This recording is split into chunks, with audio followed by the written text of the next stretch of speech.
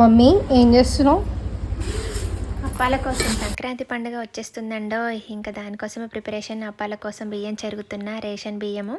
దాంట్లో అన్నీ చిన్న చిన్నవి రాళ్ళు అవి ఉంటాయి కదా, అవన్నీ ఏరి చెరిగి నీట్గా కడగడం కోసం చెరుగుతున్నా.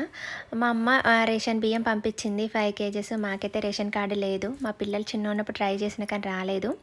పిల్లల ఎడ్యుకేషన్ పరంగా ఏదైనా యూజ్ అవుతుందని రేషన్ కార్డు కోసం ట్రై చేసిన కానీ సరుకుల కోసం కాదు. మా వారేమో నన్ను తిట్టేవారు, అది పేదవాళ్ళ కోసము, ఇల్లు లేని వాళ్ళ కోసము గవర్నమెంట్ పెట్టింది, అందరి కోసం కాదు అని చెప్పి తిట్టేవాళ్ళు. ఇంకా అదేమో ఎలాగో రాలేదు. ఇంకా అమ్మ వాళ్ళకి రేషన్ కార్డు ఉంది, 5 కేజెస్ పంపించింది.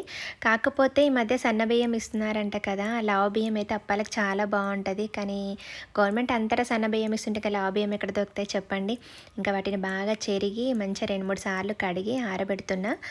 ఇంటి ముందే ఆరబెట్టి ఎండ వస్తే దగ్గర ఎండ వస్తుంది, కానీ పక్షులు కూడా బాగా వస్తాయి. ఇంకా వాటి కాపలా కూర్చొని ఉండాలంటే కష్టం కదా, అందుకే ఇంటి ముందు ఆరబెడుతున్నా.